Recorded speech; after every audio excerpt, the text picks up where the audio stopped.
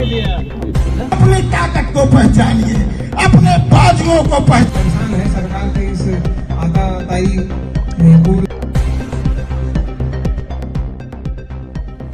UP के सुल्तानपुर में सियासी माहौल उस वक्त गर्मा गया जब यूजीसी कानून के विरोध में ब्राह्मण समाज खुलकर भाजपा के खिलाफ मुखर हो गया।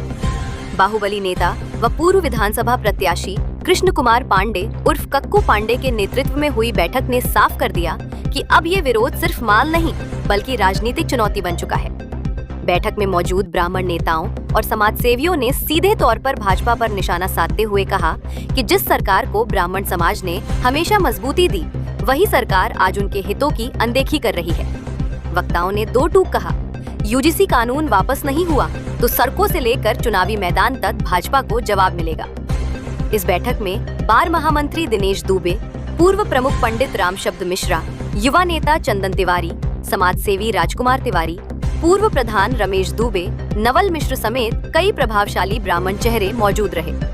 सभी ने एकजुट होकर भाजपा से नाराजगी जाहिर की और आंदोलन को जन जन तक ले जाने का ऐलान किया।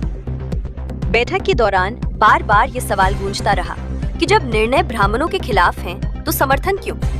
इसी सवाल के साथ यूजीसी के खिलाफ सामूहिक हुंकार भरी गई। अब सुल्तानपुर की सियासत में साफ संकेत है। यूजीसी कानून ने ब्राह्मण समाज और भाजपा के बीच दरार को खुली बगावत में बदल दिया है। आने वाले दिनों में ये विरोध आंदोलन का रूप ले सकता है, जिसका असर सीधे राजनीति और चुनावों पर पड़ना तय माना जा रहा है।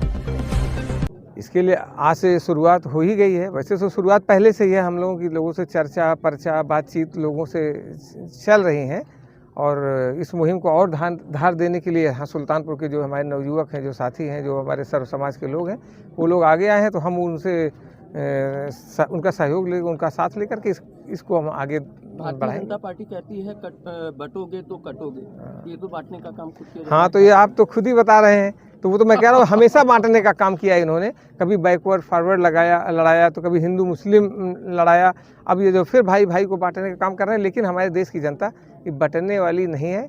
ये जो है बृहद सोच के लोग यहाँ पर हैं। इस सरकार की मंशा को समझते हैं, ये राजनीतिक फ़ायदा लेने के लिए ऐसा कर रहे हैं, भाई भाई को बांट रहे हैं, लेकिन वो अपनी मंशा में सफल नहीं होंगे। तो ऐसे जो मुर्दा ब्राह्मण हैं, हम कलंक हैं हमारे समाज पर, हम उनको कहते हैं कि अपने ज़मीर को जिंदा करें और फिर से मीटिंग करें और सरकार के खिलाफ जो है एक आवाज़ बने और जिससे लोग जिंदा समाज के रूप में उनको जाने। जिंदा सरकार में सच बोलने पे क्या अपमान मिलता है क्या? ये झूठ की पार्टी है तो इसको झूठ ही पसंद है, इसलिए अपराध तो है सच बोलना।